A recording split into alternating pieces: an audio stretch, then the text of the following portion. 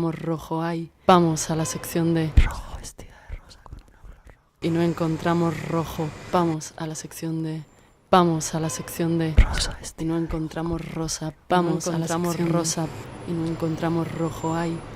Vaya, le digo. Rosa vestida de rosa con una flor rosa. No pasa nada. A veces pasas un detalle, es un color. Me dice, dime. Rosa vestida de rosa con una flor rosa. Dime. Háblame, háblame. Rojo vestida de rojo con una flor rosa. Rojo vestido de rojo con una flor rosa. Rosa vestida de rojo con una flor roja. Rosa vestida de rojo con una flor roja. Rojo vestida de rojo con una flor rosa. Rojo vestido de rojo con una flor rosa. Rosa vestida de rojo. Rosa vestida de rojo con una flor roja. Rojo con una flor rosa. Rosa vestida de rojo con una flor roja. Entro. Se mueve el aire, viene. Dejó de respirar, le digo, dice, hola, hola. Le digo, hola, quiero un qué. ¿Un qué? Me dice, ¿un qué? No te he entendido, dice, no te un qué, quiero un, ok, ahora sí, me dice, ahora sí. ¿De chica o chico? Dice. Le digo, me da igual. De chico entonces, vamos a la sección de y no encontramos rosa, vamos a la sección de y no encontramos rojo, ay. Vaya, le digo, no pasa nada. A veces pasas un detalle, es un color, me dice, dime. Háblame, háblame. Rojo vestido de rojo con una flor rosa. Rosa vestida de rojo con una flor roja. Así no, ¿ves? Así no, más finito como este, ¿ves? Lo quiero negro, liso, sin marca. Lo quiero negro, el cinturón.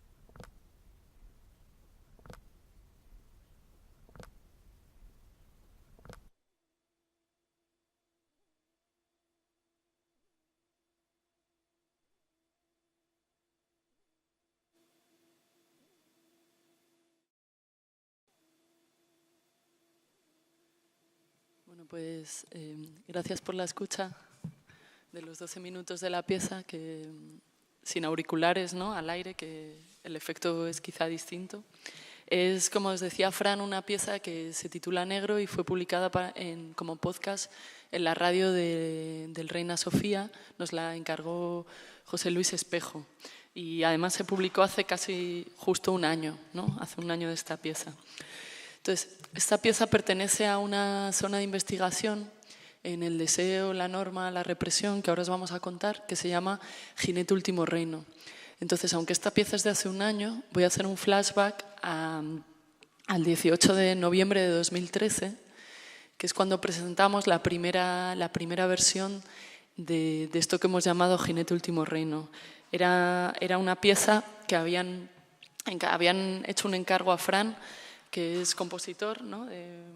Compositor de música, y el Smash Ensemble le había encargado una pieza para oboe y electrónica.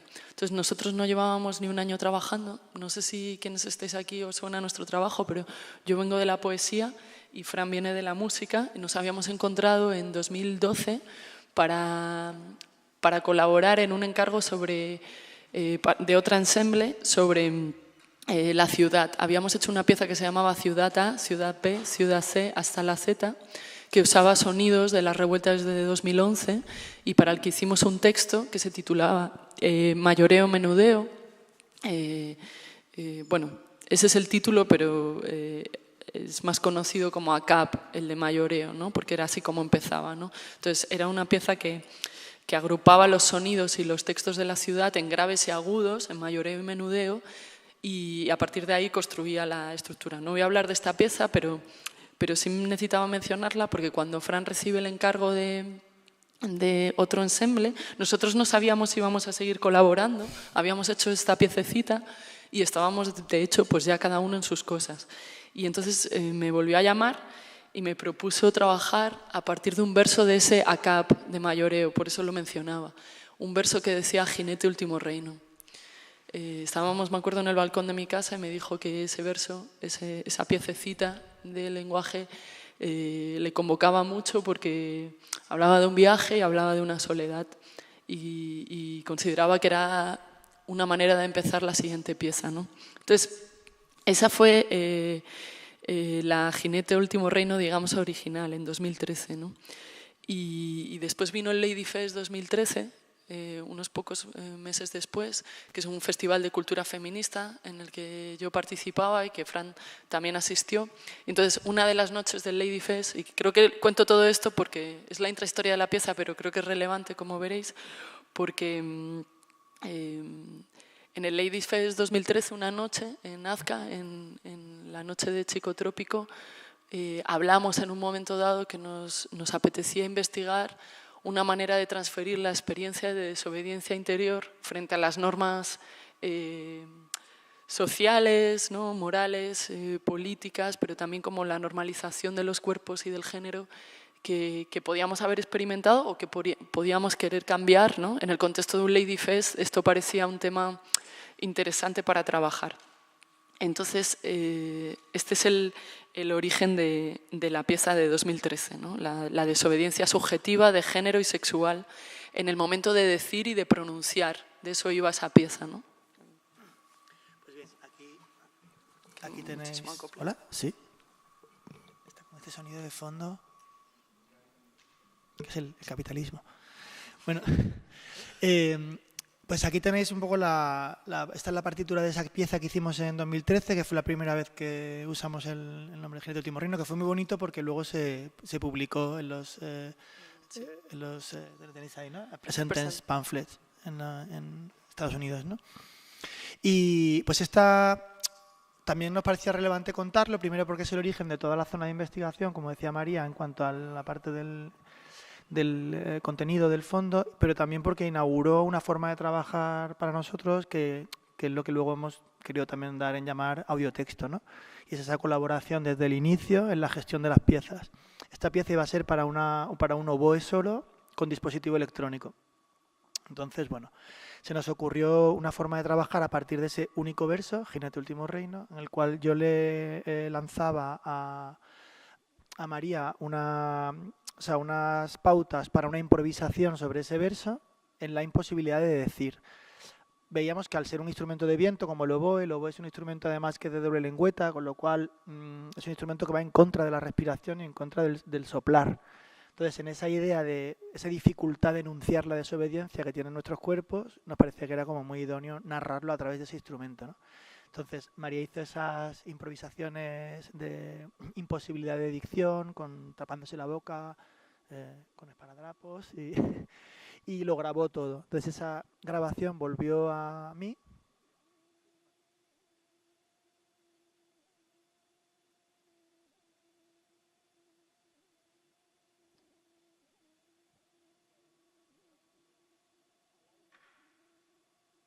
Hola, sí, sí.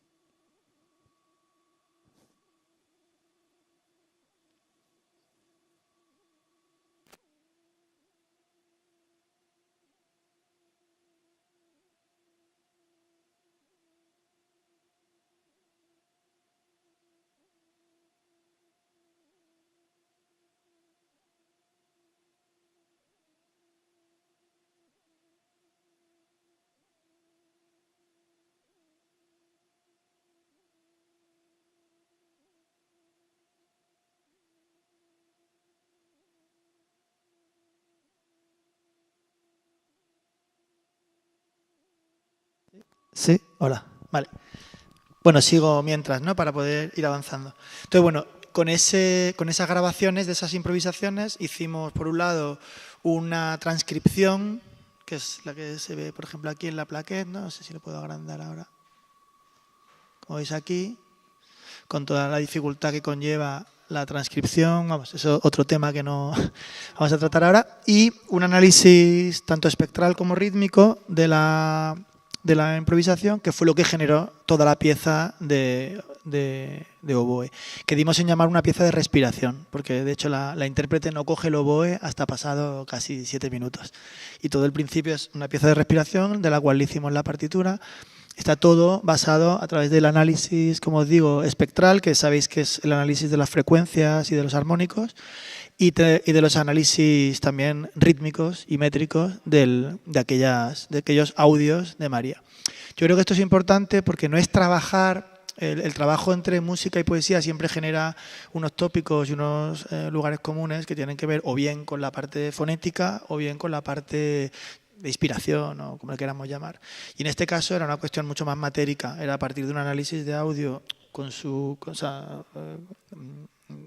toda la parte que nunca se ve ni se oye, o sea, entrar dentro del sonido y luego pues construir una pieza como la que hicimos, ¿no? Que fue una pieza bastante rara, debo decir también.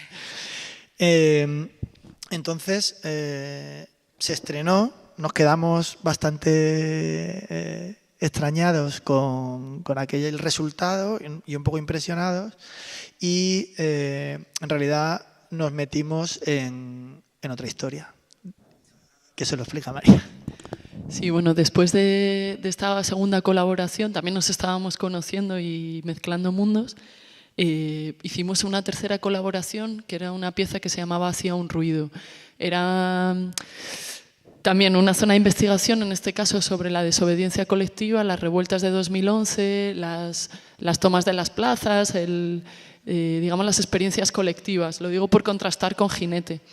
Nosotros, fue otra colaboración en la que íbamos probando distintos dispositivos de relación de lenguaje y sonido, sonido-lenguaje y sonido-música, digamos. Y bueno, lo que nos pasó es que esta zona de investigación se volvió gigantesca para nosotros, nos ocupó 4 años, dio en un disco, en un libro, en un recital con el que giramos bastante, entonces tuvimos que dejar aparcado Jinete Último Reino, porque no teníamos tiempo para procesar ni hacer todas las piezas. Simplemente contamos esto porque cuando regresamos a Jinete Último Reino, que ya fue en 2016, que es cuando pudimos a terminar, ¿no? La zona de Hacía un ruido, pues nos dimos cuenta que en 2016 ya no era 2013, que son solo 3 años, pero bueno, esta manera de estar conectado al presente de tu ciudad nos hizo darnos cuenta que el contexto en el que nos íbamos a poner a trabajar en Jinete Último Reino, por ejemplo, un análisis que hacíamos es que, digamos que la utopía de Ladyfest 2013 era masiva ya, ¿no? O sea, el feminismo estaba en la calle en unas cantidades que ya no podíamos ni imaginar en ese momento en el que también experimentamos algo así. Al mismo tiempo, la el contexto sociopolítico, ¿no? De un contexto sociopolítico muy, digamos, más hacia la emancipación, de pronto se había vuelto, hay una ola reaccionaria, ¿no? Y identitaria muy fuerte que vemos crecer, y nosotros, bueno, todas estas cosas nos importan, no porque las trabajemos directamente, pero porque nos parece que nuestras obras dialogan con un contexto, ¿no?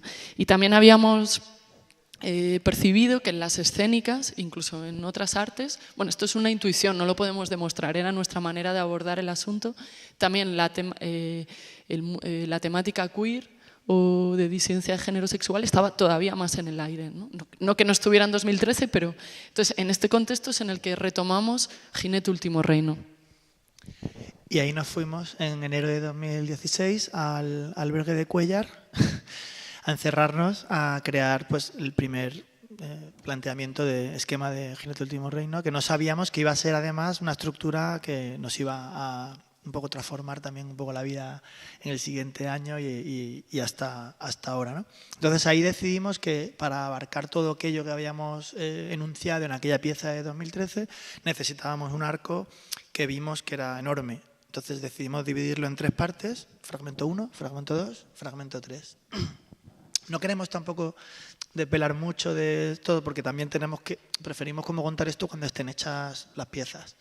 Sí, nos dimos cuenta que se generaba un arco bastante coherente entre las 3 piezas y tuvimos como mucha clarividencia de cómo iban a ser esas 3 piezas. Iban a ser audiotextos y las 3 iban a estar desplegadas en el espacio de manera performativa. Iban a ser 3 piezas escénicas. Y intuíamos que en un momento en el futuro se podrían encontrar las 3 en un bloque único. Eso era más o menos un poco como lo habíamos diseñado. Con la curiosidad de que cuando hemos ido explorando esas 3 piezas independientemente, nos hemos encontrado, bueno, han salido, no es que sea casualidad obviamente, pues un montón de puentes entre ellas, estructuras que a veces parecen casi fractales, porque vemos que se replican distintas estructuras entre una pieza y otra, ¿vale? Entonces, ¿qué ocurrió? Que el último fragmento quería abarcar justo precisamente la emancipación del deseo, en relación especialmente a las vivencias de la noche, asociado en cierto modo también al despertar en la juventud, despertar del deseo, etcétera, ¿no? Y de toda esta capacidad de, ya superado aquel problema de enunciación que planteaba la pieza original, una especie de empoderamiento o liberación, podríamos llamarle. Y en ese contexto nos llegó un encargo por parte de FEFA Vila, en el contexto de las políticas de la noche, que era el programa del ayuntamiento para la celebración del Orgullo Gay Mundial el año pasado. Y entonces decidimos que era ideal, nos apetecía además también bastante empezar por el fragmento 3 en lugar de por el fragmento 1, y en este lío de comunicación que siempre tenemos nosotros, que no nos aclaramos muy bien, pues empezamos por el fragmento 3 y la idea es ir desarrollando luego las precuelas de fragmento 2 y fragmento 1.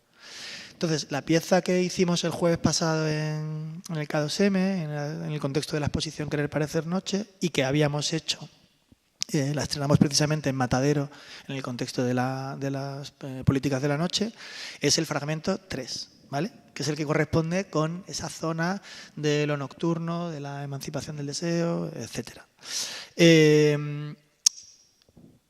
Aquello, a la hora de ponernos a trabajar, por eso María ha explicado antes el tema de que el mundo que nos hemos encontrado es diferente al que teníamos en 2013 y pues nos hemos encontrado también con que no queríamos reproducir o queríamos trascender a esta idea identitaria de decir solo una cosa con Jinete Último Reino fragmento 3, sino como intentar de nuevo, como hicimos en Hacía un Ruido, transferir una experiencia determinada con la que más gente pueda sentirse identificada, porque creemos que todos los cuerpos tienen un momento de desobediencia, o un momento de expresarse en la diferencia y sobre todo el chocar contra la normatividad o contra lo normativo que siempre genera esa violencia, que cualquier persona realmente normal no es normal, ¿no?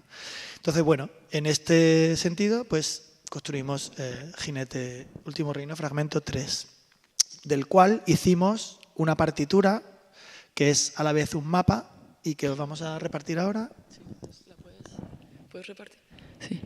¿Escucháis bien o con eco? Sí, bien, vale. Es que aquí tenemos un poco de eco, ¿no? Vale. Entonces, os vamos a repartir la partitura de Jinete Último Reino, fragmento 3, que es la obra que el otro día presentamos en la exposición de Querer Parecer Noche de Centro de Arte 2 de Mayo. Si la abrís y la miráis, estamos muy contentos con esta partitura porque creemos que consigue traer las 3 dimensiones de la pieza. La dimensión sonora, la de movimientos performativos en el espacio de la pieza, y la textual. Entonces, que son las 3 capas con las que trabajamos en nuestras piezas escénicas.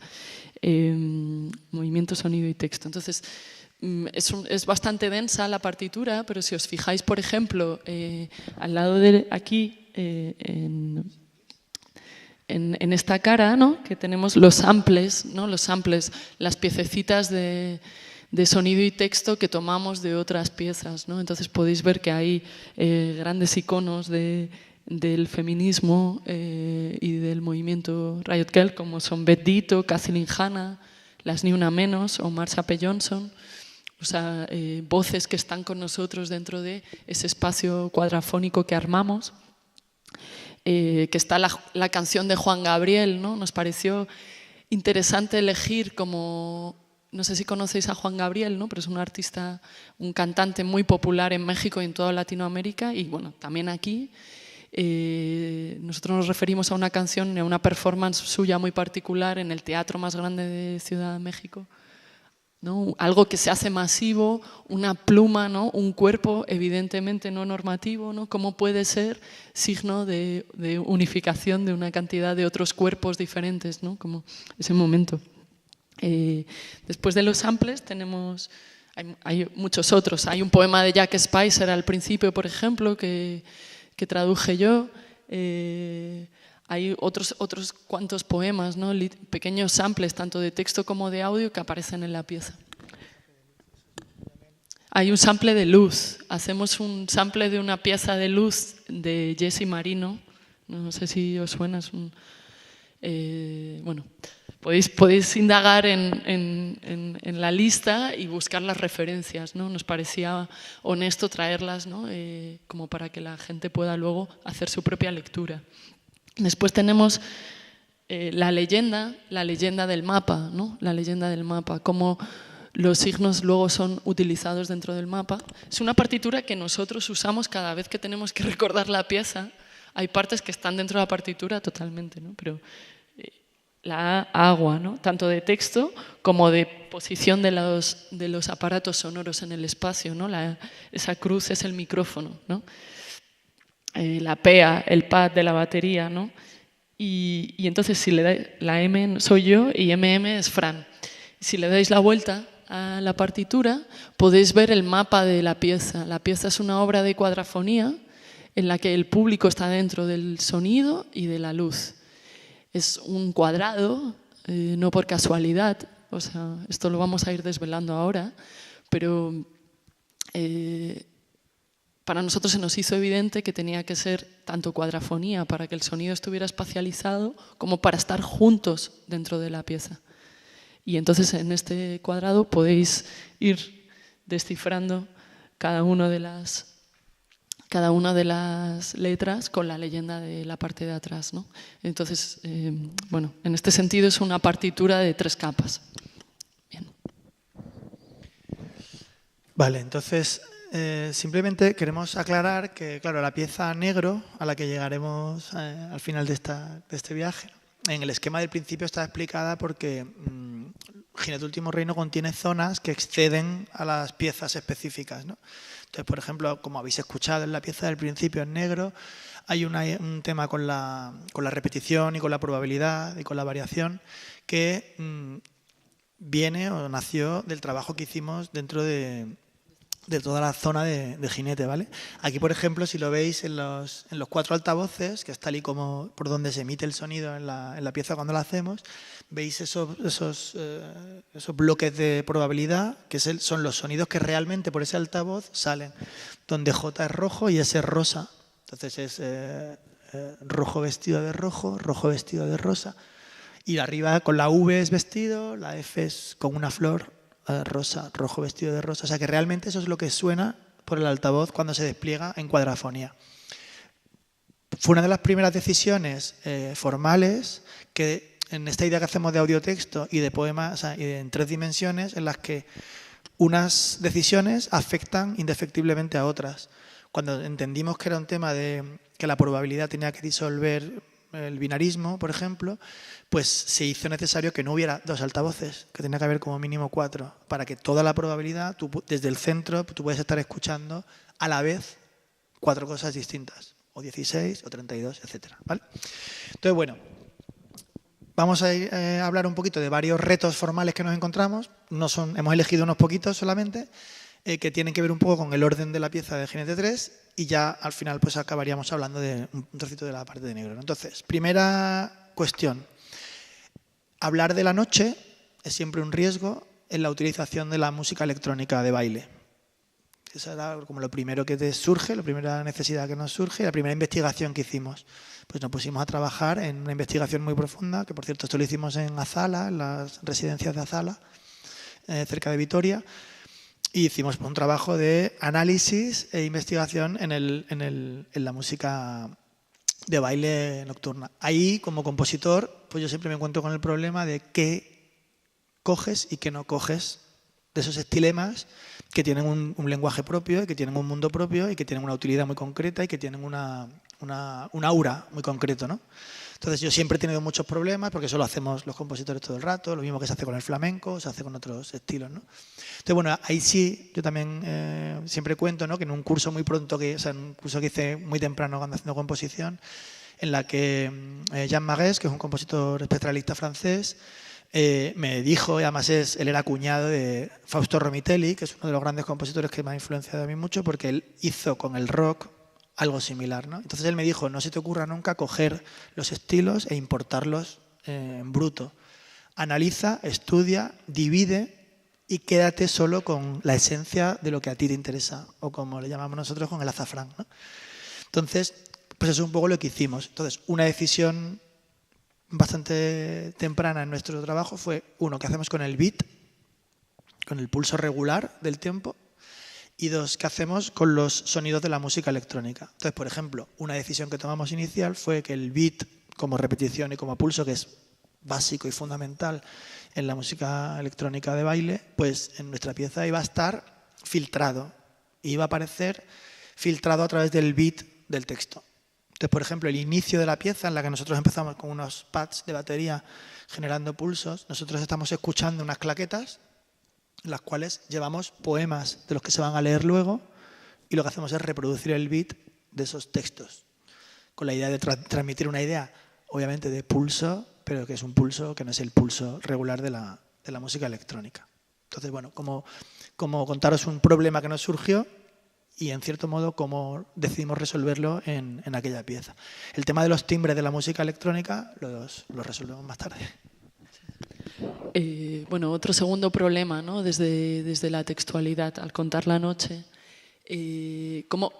siempre tenemos este fondo estético, ¿no? Cómo transferir la experiencia sin nombrarla, partiendo de la hipótesis de que la nombras, o que hay que tener mucho cuidado al nombrarla, porque al nombrarla la diriges. Es fácil dirigir desde el lenguaje la interpretación, ¿no?, si tomas el camino discursivo.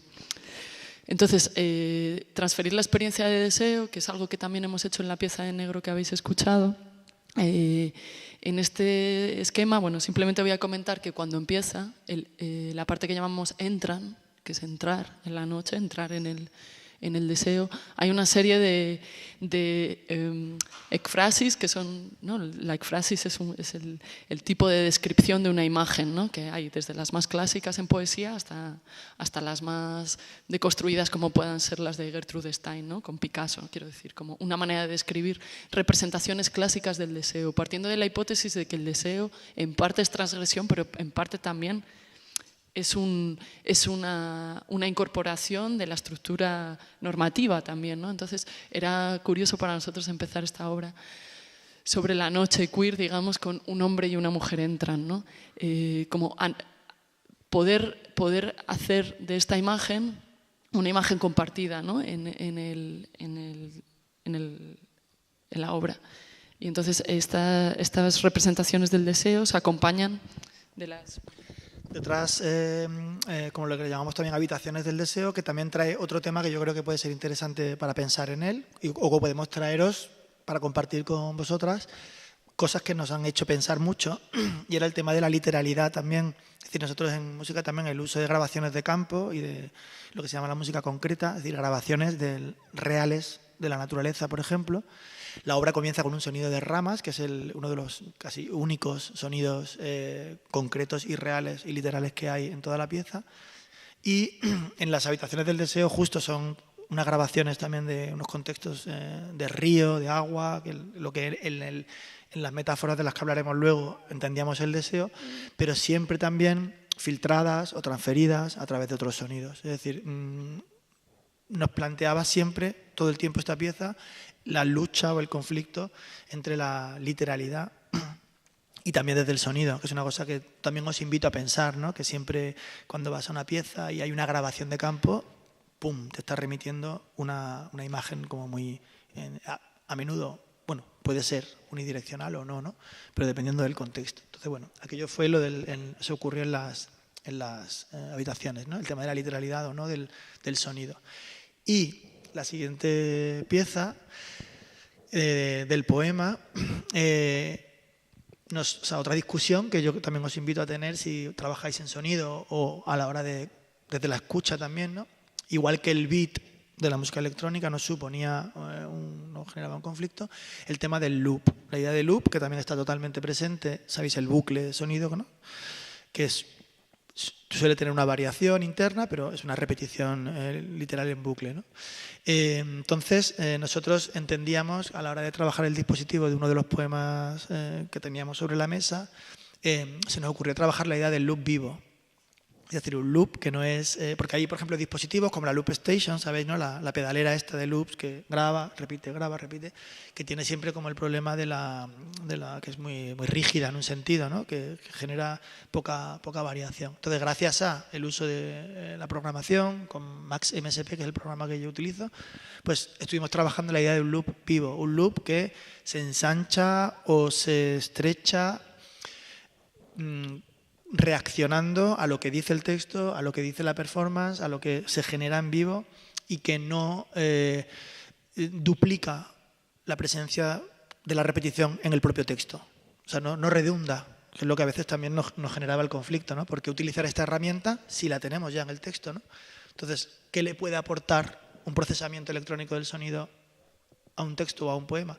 Pues esa idea de generar lo que nosotros dimos en llamar el loop vivo, que es una cierta capacidad de reaccionar a lo performativo, a lo textual, y ahora ya construir a partir de ahí, pues por ejemplo, momentos de beat irregular o beat regular también. O sea, nos sirvió como una herramienta para trabajar. Y esto, que yo creo que es lo que puede ser interesante del trabajo que hacemos juntos, María y yo, viene de un problema que está en un poema, ¿vale? Y nos lleva a hacernos estas preguntas. Sí, o sea, en concreto hay, os lo voy a decir para quienes no conocéis la pieza, hay en un poema que se llama Es un secreto, hay un verso que es agua de río, un río con un nombre de un río muy bello, un nombre muy bello de un río muy bello, ¿no? Bueno, luego sí. Entonces, este sumatorio, que ya lo hace en sí el poema, lo hace el lenguaje, probamos a hacerlo con pedalera, digamos que todas las herramientas que maneja Fran son muy capaces de volver exponencial cualquiera de las cositas que un poema hace básicamente con su forma lingüística, ¿no? La cosa de la poesía es que usa lo más básico, que es el lenguaje que tiene cualquiera en el cuerpo. Pero claro, nuestra tensión siempre es qué elegir y cómo hacer para que no sea ni redundante ni ornamental, sino que de verdad lo potencie. Entonces aquí nos dimos cuenta que el loop ya estaba dentro del verso, no necesitaba más. Entonces era cómo hacerlo vivir en el cuadrilátero mediante estas ventanas que se abren y cierran, ¿no? Entonces aquí paso a otra reflexión que hicimos, compartida y también yo que me ocupo más de la parte del texto, ¿no? Es la metáfora, ¿no? La metáfora es una unidad de la poética. Yo llevaba 5 años sin practicarla, que no sé si esto aquí a alguien le angustia, pero a mí me angustiaba muchísimo volver a la metáfora después de un trabajo de 5 años de collage fuerte con frases literales, ¿no? del mundo de la política, etc. Entonces, ¿cómo regresar a la metáfora de una manera interesante? Porque la metáfora está asociada a, vamos a decir, lírica, ¿no? Que la lírica está muy gastada, pero es un régimen de obras al que yo contrapongo la analírica, ¿no? Como en vez de las obras del siglo XX que se ocupan más de la materialidad de la lengua, pero después de haber estado 5 años también estudiando esto, me apeteció volver al pasado, volver a la poesía más antigua y volver antes del 19, digamos, y reanalizar con ese filtro los poemas, también como construcciones, que creo que es una cosa que a veces nos falta, ¿no? Ver que los poemas son construcciones muy sofisticadas. Entonces, así como volví a las jarchas que están en la obra, a San Juan de la Cruz y a la canción de Amigo, ¿no? que son cuestiones que yo estudié desde la filología y no estudié desde la composición de poesía. Entonces, volver a pensarlas en 3 dimensiones. Una como forma, ¿no? Otra como lengua y otra como literatura, ¿no? Como forma, como os decía, la metáfora no verla como una identidad. Esto es un problema escolar, ¿no? Algo es algo, ¿no? El verde de Lorca es una cosa, ¿no? Interpretar un texto, por lo tanto, es decir que significa una cosa. Y esa tensión que hay todo el rato de ¿qué significa el poema? ¿Qué significa el poema? Entonces, abrimos un juego en la obra, que es el juego, lo llamamos el plano de las metáforas, que es jugar a definir palabras que aparecen en la obra, ¿no? Y entonces esto tiene una parte fija y una parte móvil, porque yo creo que una interpretación más interesante de las metáforas es pensarlas como irradiaciones de significado y que los significados se mueven unos a otros, ¿no? El significado no está fijo, dentro de zonas. Entonces como que se empujan. Y ayer justo leía un texto de Montalbetti que decía que la metaforicidad del poema es infinita y que lo que produce son equivalencias excesivas, ¿no? Que me parece fascinante, ¿no? Como ahora estoy muy enganchada a la metáfora. Y, o sea, esta cosa de que ¿qué es el agua? ¿Qué es la noche? ¿Qué es el río? Y aparece en todos los poemas clásicos desde hace miles de años, ¿no? Entonces, el reto era, y aquí voy a la lengua, usar las palabras más sencillas del castellano, las que están gastadas, porque meter río en un poema, o sea, esto es un reto formal, ¿no? Después, por ejemplo, de Lorca o después de las jarchas, es usarlas, están muy cargadas, ver cómo las podíamos aprovechar esa carga. Entonces, digamos que la parte del loop vivo se hace con 4 palabras, unas más clásicas que otras: río, agua, nombre, bello. Con eso diríamos transferir el deseo, la noche y sus oscuridades, ¿no? Con 4 palabras. Y eso es el juego que se maneja, ¿no? Entonces, por último, hay algo en ese juego también que tiene que ver con la literatura entendida como conjunto de libros. Es imposible hacer un poema en el vacío, un texto, un audio también, ¿no? Pero la literatura siempre se refiere a sí misma, ¿no? Entonces, ahí hablamos de las fuentes, y las fuentes pueden ser desde una canción de María Arnal, que también usa rayo, hasta una jarcha del siglo XI, Pound, Gambarota, San Juan, y todo en el mismo nivel, ¿no? Esta cosa de no, todo es lengua, y es lengua en nuestra cabeza y nuestra experiencia de la lengua. Entonces, es una parte que como que decimos, bueno, paramos aquí y ahora os vamos a contar el plano, y ahora seguimos. Y claro, entiendo yo que luego, aunque sepas que lo que hemos definido por agua y río, da igual porque se vuelve a mover en tu cabeza, ¿no? No es que ya tienes el plano y ya lo entiendes, ¿no? Y eso es, bueno, algo que hicimos. Sí, y también en ese plano, pues también se coló este problema que comentaba antes yo de la literalidad de los sonidos, por ejemplo, grabados, ¿no? Hay un momento en que generamos la idea de esas ramas que habían sonado de forma literal al principio, pues había hay una serie de... Pues, eso también te abre todo el plano de la música descriptiva, ¿no? Que también lleva siglos haciéndose, ¿no? Lo de cuáles son la retórica musical para transferir, pues, ¿sabéis? Las estaciones de Vivaldi, por ejemplo. O sea, eso también está como muy estandarizado, igual que en la lírica. Y cuáles son los recursos sonoros que se han utilizado en la música de siempre para describir lo que es un río, lo que es un pájaro, lo que es, ¿no? Y ahí, pues, por ejemplo, nosotros también encontramos varias estrategias. Por ejemplo, usando las consonantes de estas palabras clave, generamos unos artefactos electrónicos para hacer esa metáfora entre lo que eran las estrellas, las ramas, las luciérnagas o los muertos, en función de la altura y por lo tanto la velocidad de lectura o la frecuencia de los sonidos. Y eso aparece también en el plano de metáforas, con ese juego, ¿no? En el que también lo que está en cuestión con la metaforicidad de las palabras o con la de los sonidos también. O sea que también lo incluimos ahí. Y simplemente que luego la pieza completa, por ejemplo, también incluye una serie de estructuras que vienen, por ejemplo, de una canción de Trentemøller, bueno, de un remix de Trentemøller, de una canción de Röyksopp, y que subyace, o sea, no aparece un sonido de música electrónica, ni un sinte, ni un bajo. Están y existen en el momento en el que, por ejemplo, las consonantes las hacemos sonar como los muertos abajo, en una velocidad de lectura de 0,1, ¿no? de la velocidad respecto a 1. Entonces, bueno, todo eso aparece en distintas capas, pero subyacen esas estructuras por debajo, ¿no? Y bueno, y llegamos un poco a la zona rosa-rojo y ya nos vamos acercando a la pieza negro.